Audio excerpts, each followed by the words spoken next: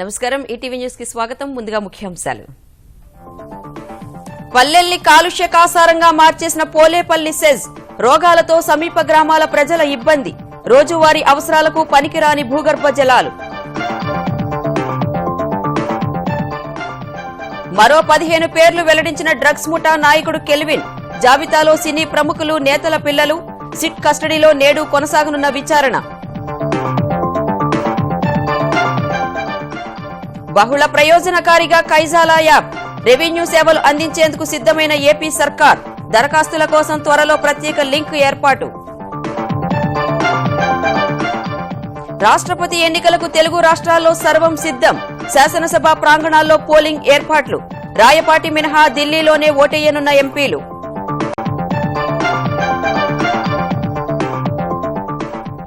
బీహార్లో JDU, RJD మధ్య మరింత పెరిగిన దూరం.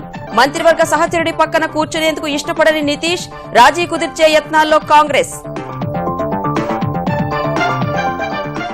నేడు వింబుల్డన్ పురుషుల సింగిల్స్ తుది పోరు. 8వసారి కైవసం చేసుకునేందుకు ఫెడరర్ కసరత్తు. తొలిసారి అందుకోవాలని మ్యారిన్ సిరిచ్ ఆరాటం. మహిళా ప్రపంచ క్రికెట్ కప్ లో సెమీస్ బెర్తులు ఖరారు. జులై 18న ఇంగ్లాండ్, దక్షిణాఫ్రికా మధ్య పోరు. 20న ఆసీస్తో తలపడనున్న భారత జట్టు.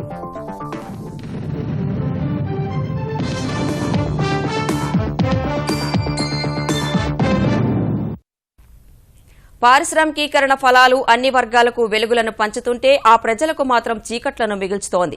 నాడు భూములు, ఉపాధి కరువైపోతుందని ప్రతిఘటించిన ప్రజలు నేడు ప్రాణాలు కాపాడాలని వేడుకుంటున్నారు. నిబంధనలకు విరుద్దంగా రసాయనిక వ్యర్థాలను పల్లెలపైకి వదులుతున్న కొన్ని ఔషధ పరిశ్రమల వల్ల గ్రామీణులు రోగాల బారిన పడుతున్నారు. విషతుల్య జలాలతో పచ్చని పంట పొలాలు బీళ్లుగా మారుతున్నాయంటూ ఈటీవీ ఈనాడు క్షేత్రస్థాయి పరిశీలనలో స్థానికులు తమ ఆవేదన వెళ్లగక్కారు. మహబూబ్ నగర్ జిల్లా పోలేపల్లి సెజ్తో పాటు హైదరాబాద్, బెంగళూరు జాతీయ రహదారిలో కొన్ని పరిశ్రమల నుంచి తీవ్రత అధికంగా ఉన్న రసాయనాలతో పల్లెలు గొల్లుమంటున్నాయి. నిబంధనలకు విరుద్ధంగా రసాయనిక ఉద్గారాలను జనంపైకి వదులుతున్న ఔషధ పరిశ్రమలు ప్రకృతి విధ్వంసానికి తెగబడుతున్నాయి. ప్రధానంగా గుండ్లగడ్డ తండాలో ఆమ్ల గాఢత పెరిగి నీరు తాగేందుకు పనికిరాకుండా పోయింది. కనీసం ఇంట్లో అవసరాలకు వాడేందుకు జంకుతున్నారు. కనీస అవసరాల కోసం నీటిని కొనుగోలు చేయక తప్పని పరిస్థితి.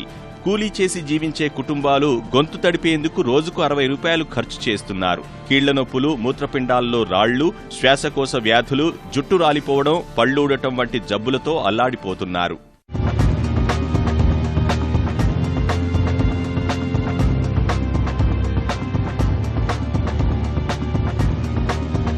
కంపెనీ వాళ్ళు వాటర్ చాలా వదులుతున్నారు. ఇంకా మాకు తాగడానికి నీళ్ళు లేవు.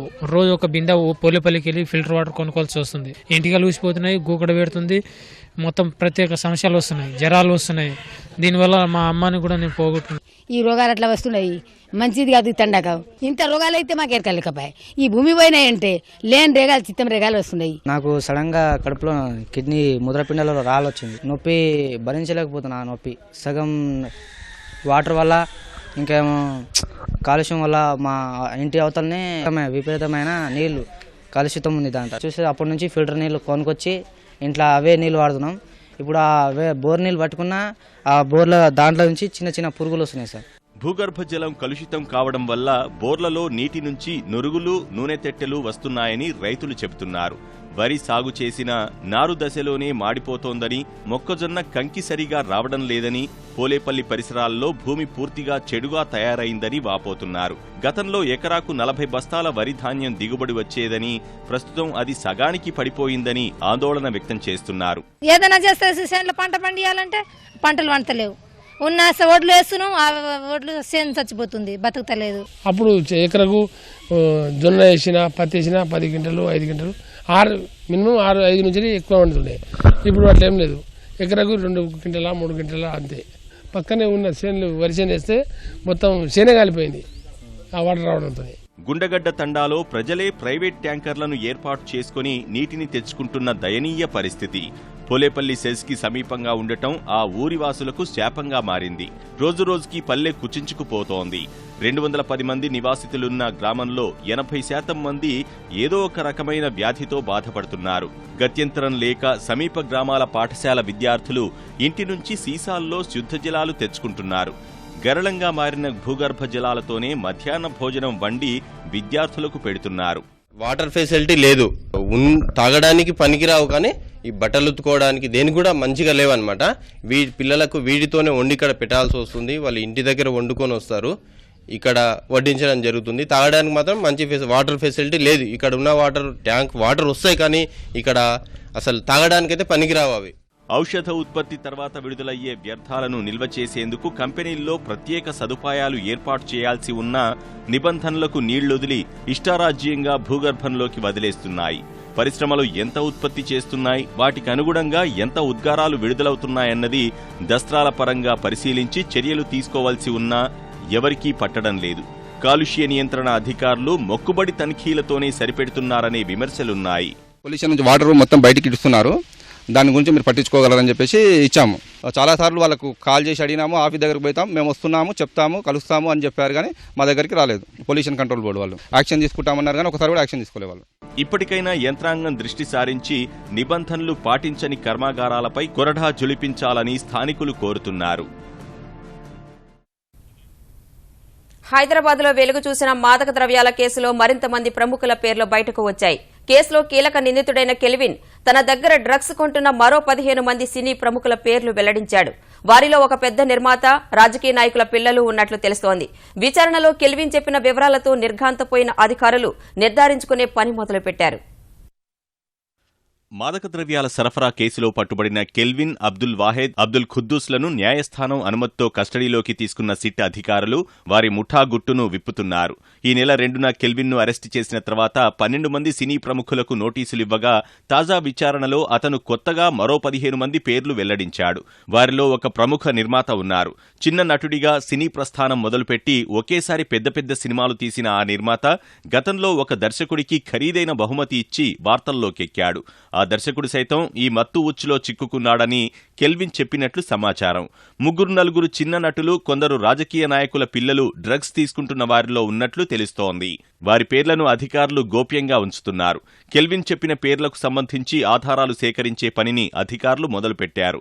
సినీ రంగానికి చెందిన 2 మాత్రమే ఎక్కువగా కెల్విన్ను సంప్రదించేవారని, వారిలో ఒక ప్రముఖ దర్శకుడు, అతని శిష్యురాలు ఉన్నారని, మిగిలిన వారు తమ డ్రైవర్లు, సహాయకుల ద్వారా సంప్రదించేవారని చెప్పినట్లు తెలిసింది. ప్రత్యేకంగా వాట్సాప్ గ్రూపులు ఏర్పాటు చేసుకున్న కెల్విన్ అందులోనే మత్తుమందుల సమాచారం పొందుపరిచేవాడు. సినిమా పరిశ్రమకు చెందిన వారు గ్రూపులోనే అతన్ని సంప్రదించేవారు. వారు చెప్పిన ప్రాంతానికి వెళ్లి స్వయంగా డ్రగ్స్ ఇచ్చినట్లు కెల్విన్ వివరించాడు. ఈ వ్యాపారంలో కెల్విన్ ఎక్కువగా డానియల్ను వాడుకునేవాడని తేలింది. అనేక మంది అమ్మాయిలు మాదక ద్రవ్యాల కోసం డబ్బుకు బదులుగా తమ నగ్న చిత్రాలు, వీడియోలను డానియల్ ఫోన్ ద్వారా కెల్విన్కు పంపినట్లు గుర్తించారు. ప్రస్తుతం డానియల్ను పోలీసులు గాలిస్తున్నారు. బైక్ రైడింగ్, గిటార్ వంటి అలవాట్లున్న కెల్విన్ను వారాంతపు పార్టీల్లో తరచుగా ప్రముఖులు కలుస్తుండేవారు. అలాగే కొందరు సినీ పరిశ్రమకు చెందిన వారితో పరిచయం పెంచుకున్నట్లు కెల్విన్ విచారణలో వెల్లడించాడు. మత్తుమందుల సరఫరా కేసులో ఇప్పటివరకు అరెస్టు చేసిన 13 మంది తొలుత తన ముఠాలో సభ్యులేనన్న కెల్విన్ తర్వాత బర్నార్డ్ బెన్, పీయూష్ సొంత వ్యాపారం పెట్టినట్లు తెలిపాడు. వాడకందారులుగా మొదలై తర్వాత సరఫరాదారులుగా మారిన ముఠాలు 4 ఉన్నట్లు సమాచారం. విదేశాల నుంచి మత్తుమందులు తెప్పించుకున్నప్పటికీ వాటిలో ఎక్కువగా గోవాకు వచ్చేవని, అక్కడి నుంచి కెల్విన్ రకరకాల మార్గాల్లో హైదరాబాద్ తెప్పించుకునేవాడని తేలింది. చాలా అరుదుగా హైదరాబాద్ చిరునామాకు కొరియర్ ద్వారా తెప్పించుకునేవాడని, ఎక్కువగా తన ముఠా సభ్యులు లేదంటే విద్యార్థుల చిరునామాకు తెప్పించేవాడని గుర్తించారు. తొలి రోజు విచారణ ముగియడంతో నిందితులను ఉప్పల్ ఆబ్కారీ పోలీస్ స్టేషన్కు తరలించిన అధికారులు నేడు మరోమారు ప్రశ్నించనున్నారు. మాదక ద్రవ్యాల వినియోగం వ్యవహారంలో ఒకరిద్దరి కారణంగా చలనచిత్ర పరిశ్రమ మొత్తాన్ని తప్పుపట్టడం సరికాదని సినీ నటుడు, నిర్మాత అశోక్ కుమార్ అన్నారు. కొందరు పాఠశాల విద్యార్థులు మత్తు పదార్థాలకు అలవాటు పడటం ఆందోళనకరమని ముఖ్యమంత్రి చంద్రబాబును సచివాలయంలో కలిసిన తరువాత చెప్పారు. మెయిన్ బాధాకరమైన విషయం ఏంటంటే స్కూల్ పిల్లల దగ్గర నుంచి వాళ్ళందరికీ అవటం అనేది చాలా డేంజరస్.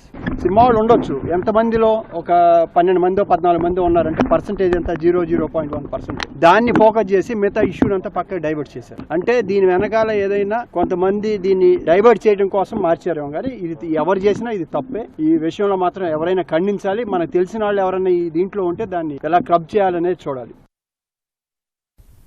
ముఖ్యమంత్రి చంద్రబాబు మానసపుత్రిక కైజాలా యాప్ బహుళ ప్రయోజనకారిగా మారనుంది. ఇప్పటి వరకు ప్రజాభిప్రాయాలకే పరిమితమైన ఏపీ సీఎం కనెక్ట్ పేరిట ఉన్న కైజాలా యాప్ను మరింత ప్రజాహితంగా మారుస్తున్నారు. కైజాలా యాప్లో ఉన్న ఏపీసీఎం కనెక్ట్లో ప్రజా దరఖాస్తుల కోసం ప్రత్యేకంగా అర్జీ ఫిర్యాదు అనే లింక్ జోడించనున్నారు. దానిని క్లిక్ చేసి రెవెన్యూ శాఖతో అవసరమైన దరఖాస్తులను నేరుగా ఆన్లైన్లోనే సమర్పించవచ్చు. ఆ దరఖాస్తులు వేరొకరి ప్రమేయం లేకుండా సంబంధిత శాఖాధిపతికి వెళతాయి. అక్కడి నుంచి నిర్ణీత కాల వ్యవధిలో దరఖాస్తు పరిష్కారం అయ్యే వెసులుబాటు కల్పిస్తున్నారు. ఈ దరఖాస్తులను 1100 కాల్ సెంటర్ పర్యవేక్షించనుంది.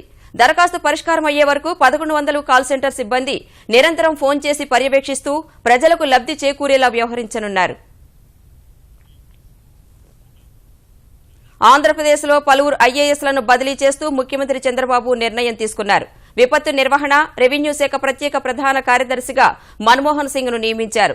పశుసంవర్ధక, పాడి పరిశ్రమ అభివృద్ది సంస్థ ప్రత్యేక ప్రధాన కార్యదర్శిగా జేఎస్వీ ప్రసాద్ నియమితులయ్యారు. మైనారిటీ సంక్షేమ శాఖ కమిషనర్ గాను, ఎక్స్ అఫీషియో గాను, మైనారిటీ సంక్షేమ శాఖ ముఖ్య కార్యదర్శిగాను కె ప్రవీణ్ కుమార్ ను నియమించారు. బీసీ సంక్షేమ శాఖ కార్యదర్శిగా బి ఉదయలక్ష్మిని నియమించడంతో పాటు ఇంటర్ విద్య, ఇంటర్ బోర్డు కమిషనర్ గా ఆమెకు పూర్తిస్థాయి అదనపు బాధ్యతలను అప్పగించారు. ఆర్థిక శాఖ కార్యదర్శిగా ఉన్న సునీతను మహిళా శిశు, వికలాంగులు, వృద్ధుల సంక్షేమ శాఖ కార్యదర్శిగా బదిలీ చేశారు. పురావస్తు శాఖ కమిషనర్ గా వాణిమోహన్ నియమితులయ్యారు. సిఆర్డీఏ అదనపు కమిషనర్ గా షాన్ మోహన్ కు బాధ్యతలు అప్పగించారు. పంచాయతీరాజ్, గ్రామీణ అభివృద్ది శాఖ ముఖ్య కార్యదర్శిగా జవహర్ రెడ్డికి బాధ్యతలు అప్పగించారు. ప్రణాళికా శాఖ ప్రత్యేక కార్యదర్శిగా అనూప్ సింగ్ నియమితులయ్యారు. ఆర్థిక శాఖ ప్రత్యేక కార్యదర్శిగా ఐఆర్ఏఎస్ అధికారి సత్యనారాయణ నియమితులయ్యారు. బీహార్ అధికార కూటమిలో సంక్షేమం అంతకంతకు తీవ్రమవుతుండగా జేడీయూ, ఆర్జేడీ అగ్రనేతల తీరు ఇరు పార్టీల మధ్య దూరం పెరిగిన విషయాన్ని స్పష్టం చేస్తోంది. అవినీతి కేసులో సీబీఐ విచారణ నేపథ్యంలో పదవికి రాజీనామా చేయాల్సిందేనని మిత్రపక్షం నుంచి ఒత్తిళ్లు ఎదుర్కొంటున్న ఉప ముఖ్యమంత్రి తేజస్వీ యాదవ్, ముఖ్యమంత్రి నితీష్ కుమార్ పాల్గొన్న ఓ కార్యక్రమానికి గైర్హాజరయ్యారు. ప్రపంచ యువ నైపుణ్యాల దినోత్సవం సందర్భంగా పట్నాలో ఏర్పాటు చేసిన కార్యక్రమంలో పాల్గొన్న నితీష్ ఆర్జేడీ నేతలకు దగ్గరగా ఉండేందుకు ఇష్టపడటం లేదన్న సంకేతాలిచ్చారు. వేదికపై ఆర్జేడీ నేత, కార్మిక మంత్రి విజయ్ ప్రకాష్ పక్కన నితీష్ కూర్చోవలసి ఉండగా సొంత పార్టీకి చెందిన మంత్రి రాజీవ్ రంజన్ సింగ్ తో ముఖ్యమంత్రి తన సీటు మార్చుకున్నారు. అయితే ఎదురుగా ఉన్న టీవీ తెరను స్పష్టంగా చూసేందుకే నితీష్ మరొక కుర్చీలో కూర్చున్నారని రాజీవ్ చెప్పారు. ఇలాంటి పరిణామాల మధ్య బీహార్ మహాకూటమిలో మూడో పార్టీ అయిన కాంగ్రెస్ అధ్యక్షురాలు సోనియా గాంధీతో జేడీయూ నేత శరద్ యాదవ్ ఢిల్లీలో భేటీ కావడం చర్చనీయాంశమైంది. కూటమిలో సంక్షోభానికి తెరదించడంపై వారిద్దరూ చర్చించినట్లు సమాచారం. చైనాతో సరిహద్దు వివాదం సహా కశ్మీర్లో ప్రస్తుత పరిస్థితులపై విపక్షాలకు కేంద్ర ప్రభుత్వం వరుసగా రెండో రోజు వివరణ ఇచ్చింది. విదేశాంగ మంత్రి సుష్మా స్వరాజ్, రక్షణ మంత్రి అరుణ్ జైట్లీ, విదేశాంగ కార్యదర్శి జైశంకర్ సహా త్వరలో హోంశాఖ కార్యదర్శిగా బాధ్యతలు స్వీకరించనున్న రాజీవ్ గౌబా 11 పార్టీల నేతలతో ఢిల్లీలో సమావేశమై డోక్లాం, కశ్మీర్కు సంబంధించిన పరిణామాలను వివరించారు.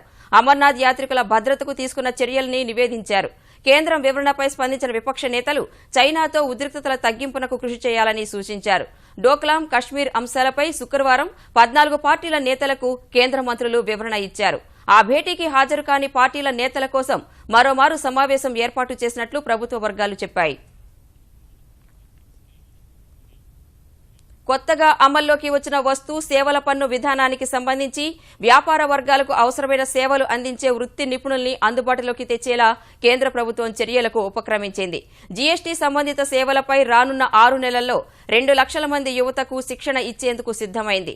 జీఎస్టీ రిజిస్ట్రేషన్, ఇన్వాయిస్ రూపకల్పన సహా పన్ను ఎంత చెల్లించాలో లెక్కించడం వంటి అంశాలపై సమగ్ర శిక్షణ ఇచ్చే కార్యక్రమాన్ని ప్రధానమంత్రి కౌశల్ వికాస యోజన కింద 14 రాష్ట్రాల్లో చేపడుతున్నట్లు కేంద్ర నైపుణ్యాభివృద్ది శాఖ మంత్రి రాజీవ్ ప్రతాప్ రూడీ వెల్లడించారు. దేశవ్యాప్తంగా ఉన్న ఐటీఐల్లో ప్రమాణాల పెంపునకు కృషి చేస్తున్నట్లు నైపుణ్య భారత్ పథకం ప్రారంభించి 2 ఏళ్లైన సందర్భంగా ఢిల్లీలో నిర్వహించిన కార్యక్రమంలో రూడీ చెప్పారు. మారుతున్న వాతావరణ పరిస్థితులు భారత్ సహా ఆసియా, పసిఫిక్ తీర ప్రాంతాల్లోని దేశాలపై తీవ్ర ప్రభావం చూపుతాయని ఆసియా అభివృద్ది బ్యాంక్ పేర్కొంది. 2030 నాటికి దక్షిణ భారతదేశంలో పంట దిగుబడులు తగ్గుముఖం పడతాయని ఆ సంస్థ నిర్వహించిన ఓ పరిశోధనలో తేలింది. 2030కి 5%, 2050కి 14.7%, 2080కి దక్షిణాది రాష్ట్రాల్లో దిగుబడుల కోత 17%కి చేరుకుంటుందని హెచ్చరించింది. అందుకు భిన్నంగా ఉత్తర భారతంలో దిగుబడులు పెరగనున్నట్లు తెలిపింది. ఆసియా, పసిఫిక్ ప్రాంతంలో 2030 నాటికి సాధించిన ప్రగతి ఫలాల్ని తిరోగమనం పట్టి ప్రజల జీవన స్థితిగతులు దారుణంగా మారుతాయని ఏడీబీ పేర్కొంది. భారత్, బంగ్లాదేశ్, పాక్ తీర ప్రాంతాల్లో నివసించే 13 కోట్ల మంది వలసబాట పట్టాల్సి వస్తుందని ఆ నివేదిక పేర్కొంది. 136 తీర నగరాలు ఏటా వరదలు తుఫానుల ముంగిట నిలుస్తాయన్న ఏడీబీ ఇప్పుడు ఏటా ఆ నగరాలు చవిచూస్తోన్న నష్టం $5 బిలియన్ కాగా ఆ మొత్తం 2050కి $52 బిలియన్ చేరుతుందని అంచనా వేసింది. ప్రధానంగా 20 నగరాలు ఎక్కువ నష్టాన్ని భరించాల్సి ఉంటుందన్న ఏడీబీ వాటిలో 13 నగరాలు ఆసియాలోనే ఉన్నట్లు తెలిపింది. ఈ జాబితాలో భారత్లోని ముంబై, చెన్నై, సూరత్, కోల్కతా తొలి 20 నగరాల్లో ఉన్నట్లు వెల్లడించింది. రాష్ట్రపతి ఎన్నికల పోలింగ్కు తెలుగు రాష్ట్రాల్లో ఏర్పాట్లు పూర్తయ్యాయి. రేపు ఉదయం 10 నుంచి సాయంత్రం 5 గంటల వరకు జరిగే ఎన్నికలకు ఇరు రాష్ట్రాల్లోని శాసనసభల్లో ఏర్పాట్లు పూర్తి చేశారు. ఏపీలో మొత్తం శాసనసభ్యులు 175 కాగా భూమా నాగిరెడ్డి మృతితో 174 మంది ఎమ్మెల్యేలే ఉన్నారు. వారితో పాటు ఎంపీ రాయపాటి సాంబశివరావు అమరావతిలోని శాసనసభలో ఓటు వేయనున్నారు. కమిటీ హాల్ నెంబర్ 1లో ఇందుకు ఏర్పాట్లు చేశారు. ఏపీ ఎమ్మెల్యేల ఓటుకు 159 పాయింట్లు కేటాయించారు. ఒక్కో ఎంపీ ఓటుకు 708 పాయింట్లు కేటాయించారు. హైదరాబాద్లోని తెలంగాణ అసెంబ్లీలో పోలింగ్కు ఏర్పాట్లు పూర్తి చేశారు. అన్ని పార్టీలకు చెందిన 119 ఎమ్మెల్యేలు ఓటు వేయనున్నారు. ఈసారి తెలంగాణ ఎంపీలంతా ఢిల్లీలోనే ఓటు వేయనున్నారు. తెలంగాణ శాసనసభ్యుల ఓటు విలువను 132 పాయింట్లుగా లెక్కగట్టారు. నేడు తెలంగాణ భవన్లో తెరాస నమూనా పోలింగ్ నిర్వహించనుంది. మధ్యాహ్నం 2 గంటలకు జరిగే నమూనా పోలింగ్లో ఎమ్మెల్యేలంతా పాల్గొనాలని ముఖ్యమంత్రి కేసీఆర్ ఆదేశించారు.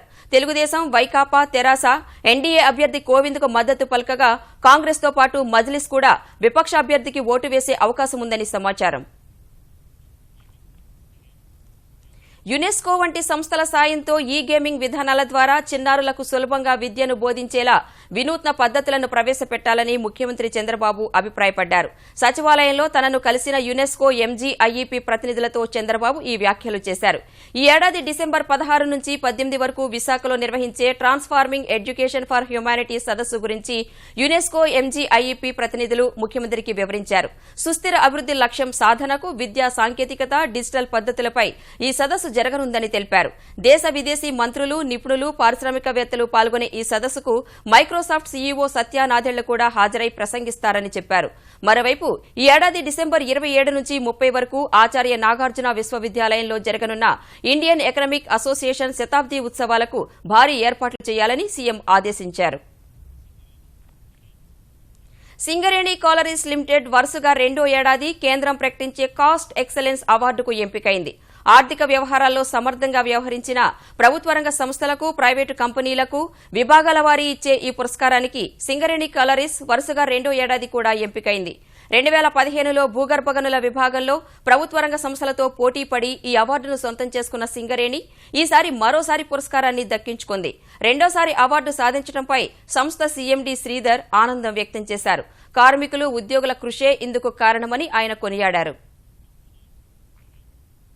జంట నగరాల్లో బోనాల సంబరాలు తుది అంకానికి చేరుకున్నాయి. ఉదయం నుంచే పాత బస్తీ లాల్ దర్వాజలోని సింహవాహిని మహంకాళి ఆలయం, హరిబౌలిలోని చారిత్రక అక్కన్న మాదన్న ఆలయం, శాలిబండ, చాంద్రాయణగుట్ట, ఉప్పుగూడ, మీరాల మండి వంటి ప్రాంతాల్లోని ఆలయాల్లోనూ భక్తులు బోనాలు సమర్పిస్తున్నారు. రేపు పాత బస్తీలో అమ్మవారి ఘటాల ఊరేగింపు కన్నుల పండుగగా సాగనుంది.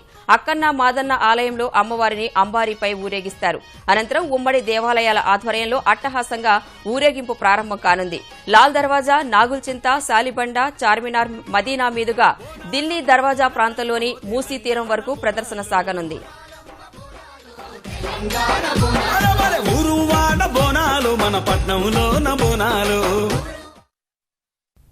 వాయువ్య బంగాళాఖాతంలో ఏర్పడిన అల్పపీడనం ఉత్తర ఒడిశా, పశ్చిమ బంగాకు దగ్గరలో కేంద్రీకృతమైనట్లు వాతావరణ శాఖ వెల్లడించింది. 48 గంటల్లో తీవ్ర అల్పపీడనంగా మారే అవకాశాలున్నాయని తెలిపింది. అల్పపీడన ప్రభావంతో తెలుగు రాష్ట్రాల్లో పలుచోట్ల 3-4 రోజులు విస్తారంగా వర్షాలు కురిసే అవకాశాలు ఉన్నట్లు అధికారులు వివరించారు. ప్రస్తుతం తీరం వెంబడి బలమైన గాలులు కొనసాగుతున్నట్లు తెలిపారు. మహిళల క్రికెట్ ప్రపంచ కప్ సెమీస్ బెర్తలు ఖరారయ్యాయి. మొత్తం 8 జట్లు పాల్గొన్న టోర్నీలో ఇంగ్లాండ్, ఆస్ట్రేలియా, భారత్, దక్షిణాఫ్రికా సెమీఫైనల్కు అర్హత సాధించాయి. పాయింట్ల పట్టికలో అగ్రస్థానంలో నిలిచిన బ్రిటిష్ జట్టు ఈ నెల 18న జరిగే తొలి సెమీస్లో దక్షిణాఫ్రికాతో తలపడనుంది. జూలై 20న రెండో సెమీస్ ఫైనల్లో ఆస్ట్రేలియాను భారత జట్టు ఢీకొట్టనుంది. న్యూజిలాండ్తో జరిగిన నిర్ణయాత్మక మ్యాచ్లో స్ఫూర్తిదాయక ఆటతో మితాలీ సేన ఆకట్టుకుంది. కెప్టెన్ మితాలీ రాజ్ అద్భుత శతకం చేస్తే రాజేశ్వరి గైక్వాడ్ తన స్పిన్ మాయతో ప్రత్యర్థిని కట్టిపడేసింది. ఫలితంగా న్యూజిలాండ్పై మితాలీ సేన 186 పరుగుల భారీ తేడాతో జయభేరీ మోగించింది. టాస్ ఓడి తొలుత లక్ష్యాలతో బ్యాటింగ్ చేసిన భారత్ నిర్ణీత ఓవర్లలో 7 వికెట్లకు 265 పరుగులు చేసింది. మిథాలీ 109, హర్మన్ప్రీత్ కౌర్ 60, వేద కృష్ణమూర్తి 70 పరుగులు చేశారు. 266 పరుగుల లక్ష్యంతో బరిలోకి దిగిన కివీస్ జట్టు భారత బౌలర్ల దెబ్బకు నిలవలేకపోయింది. సాటర్త్ వెయిట్ 26, కేజే మార్టిన్ 12 మినహా ఎవరూ రెండంకెల స్కోరు కూడా చేయలేకపోయారు. ఫలితంగా 25.3 ఓవర్లలోనే 79 పరుగులకు న్యూజిలాండ్ ఆలౌట్ అయింది. రాజేశ్వరి గైక్వాడ్ 5 వికెట్లు, దీప్తి శర్మ 2 వికెట్లు తీశారు. శతకొట్టిన మిథాలీకే ప్లేయర్ ఆఫ్ ద మ్యాచ్ దక్కింది. వింబుల్డన్ పురుషుల సింగిల్స్ విజేత ఎవరో నేడు తేలిపోనుంది. రికార్డు గ్రాండ్ స్లామ్ టైటిళ్ల వీరుడు స్విస్ దిగ్గజం రోజర్ ఫెదరర్ సాయంత్రం జరిగే తుది పోరులో క్రొయేషియా క్రీడాకారుడు మ్యారిన్ సిలిచ్తో తలపడనున్నాడు. ఇప్పటికే 7 వింబుల్డన్ టైటిల్స్ ను ఖాతాలో వేసుకున్న ఫెదరర్ ఈ మ్యాచ్ గెలిచి పీట్ సంప్రాస్ రికార్డును అధిగమించాలని ఉవ్విళ్లూరుతున్నాడు. 2014లో యుఎస్ ఓపెన్ గెలుచుకున్న సిలిచ్ తొలి వింబుల్డన్ టైటిల్ను ముద్దాడాలని తహతహలాడుతున్నాడు. ముఖ్యాంశాలు మరోసారి. పల్లెల్ని కాలుష్య కాసారంగా మార్చేసిన పోలేపల్లి సెజ్. రోగాలతో సమీప గ్రామాల ప్రజల ఇబ్బంది. రోజువారీ అవసరాలకు పనికిరాని భూగర్భ జలాలు. మరో 15 పేర్లు వెల్లడించిన డ్రగ్స్ ముఠా నాయకుడు కెల్విన్. జాబితాలో సినీ ప్రముఖులు, నేతల పిల్లలు. సిట్ కస్టడీలో నేడు కొనసాగనున్న విచారణ. బహుళ ప్రయోజనకారిగా కైజాలా యాప్. రెవెన్యూ సేవలు అందించేందుకు సిద్దమైన ఏపీ సర్కార్. దరఖాస్తుల కోసం త్వరలో ప్రత్యేక లింక్ ఏర్పాటు. రాష్ట్రపతి ఎన్నికలకు తెలుగు రాష్ట్రాల్లో సర్వం సిద్దం. శాసనసభ ప్రాంగణాల్లో పోలింగ్ ఏర్పాట్లు. రాయపాటి మినహా ఢిల్లీలోనే ఓటేయనున్న ఎంపీలు.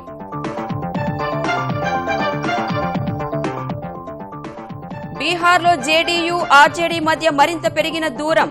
మంత్రివర్గ సహచరుడి పక్కన కూర్చునేందుకు ఇష్టపడని నితీష్. రాజీ కుదిర్చే యత్నాల్లో కాంగ్రెస్. నేడు వింబుల్డన్ పురుషుల సింగిల్స్ తుది పోరు. 8వసారి కైవసం చేసుకునేందుకు ఫెదరర్ కసరత్తు. తొలిసారి అందుకోవాలని మ్యారిన్ సిలిచ్ ఆరాటం. మహిళా ప్రపంచ క్రికెట్ కప్ లో సెమీస్ బెర్తులు ఖరారు. జూలై 18న ఇంగ్లాండ్, దక్షిణాఫ్రికా మధ్య పోరు. 20న ఆసీస్తో తలపడనున్న భారత జట్టు.